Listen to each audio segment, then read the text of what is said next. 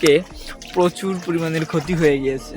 আজকে যাচ্ছে আমাদের পানের খেতে। সকালবেলা ঘুম থেকে উঠে বাবা বলছে আগা আছে প্রচুর কাদের মানে পানের যে লতাগুলো প্রচুর পরিমাণের বড় হয়ে গেছে, তাই এখন আমি আমাদের পানের খেতে যাচ্ছি। আর দেখো পানের খেতে যাওয়ার সময় রাস্তাঘাটের কি অবস্থা, আসলে প্রচুর পরিমাণের বর্ষা হচ্ছে, তার জন্য এরকম কাদা হচ্ছে রাস্তাঘাটে। দেখো প্রচুর পরিমাণে কিন্তু কাদা হয়েছে, কিছুদিন ধরে কিন্তু প্রচুর পরিমাণের বৃষ্টি হচ্ছে, তার জন্য কিন্তু এরকম কাদা। আর এই 7-13 নদী পার করেই কিন্তু আমাদের পানের খেতে যেতে হয়। দেখো ফাইনালি তোমরা তো দেখছো পানের বর্জ্য তো চলে এলাম, কিন্তু এসে একটা জিনিস দেখে খুব খারাপ লাগছে। দেখো এই দেখো আগা, ঠিক আছে, পানের লতার যে এইটা হচ্ছে সব বেয়ে বেয়ে গেছে, এখন পুরো বরফটাই এরকম হয়েছে।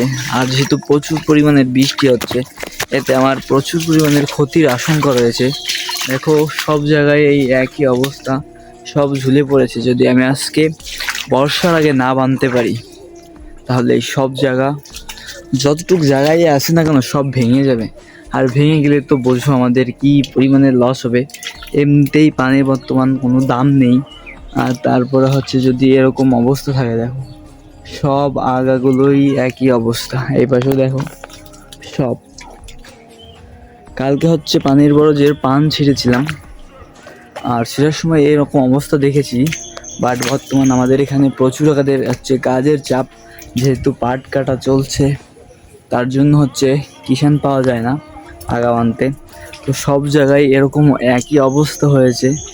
আর আমি এসে তো প্রচুর আগাদের মাথায় হাত দিচ্ছি, কি যা হয়ে গেল।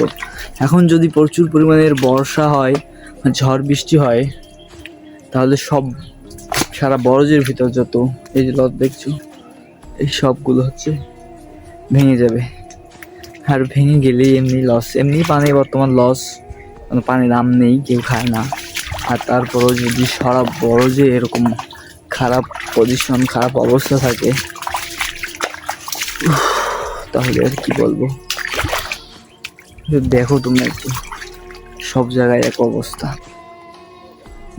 তবে আমি জানতাম এরকম একটা অবস্থা হয়েছে বরজের ভিতর, তাই বাড়ি থেকে বোন নিয়ে এসেছি।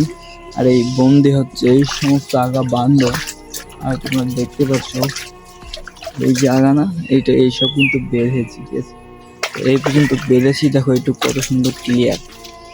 আর আচ্ছা এখন পুরোটা ওই মাথা পর্যন্ত হচ্ছে বাঁধা লাগবে, ওইটুকু এখনো। এই যে বোন এখন বাঁধা শুরু করব। বৃষ্টি হোক ঝড় হোক, এখান থেকে যাওয়া যাবে না। আসলে সম্পূর্ণ কাজটা শেষ না করা পর্যন্ত যাওয়া যাবে না।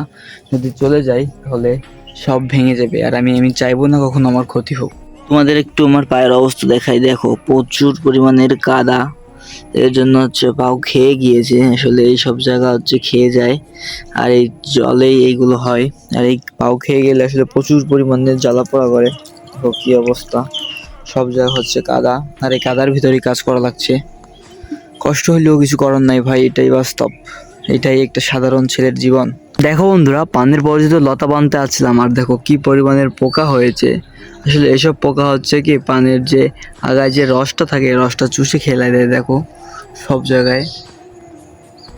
জায়গায় কিন্তু এটা হয়েছে।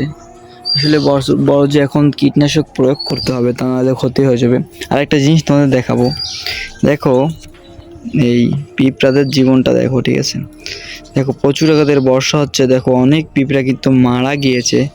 আর দেখলাম একটা পান পাতার তলে এদের এই যে ডিম, এইগুলো হচ্ছে আশ্রয় নিয়েছে। আসলে পান পাতলে আমি একটু ঢেকে দিই। আমাদের বড় যে খুঁজলে এরকম দেখা যায় অনেকগুলো পাখির বাসাও আছে, যারা এই পাতার ভিতরে বাসা বেঁধে থাকে, কিন্তু কখনো এগুলো ভাঙি না, কারণ কি ওদের তো একটা জীবন, তাই না। তো এই সব পোক মারার জন্য হচ্ছে এখানে কীটনাশক প্রয়োগ করতে হবে।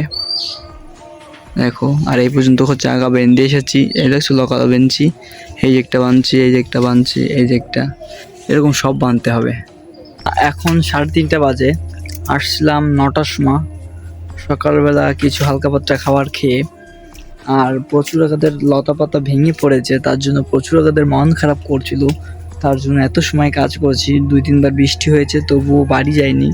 তবে এখন প্রচুর পরিমাণের ক্লান্ত লাগতেছে, অনেক খারাপ লাগতেছে, তাই এখন বাড়ির দিকে যাচ্ছি। আর আজকের ভিডিওটা এই পর্যন্ত। যদি ভালো লাগে অবশ্যই লাইক, কমেন্ট, সাবস্ক্রাইব করার অনুরোধ রইল প্লিজ।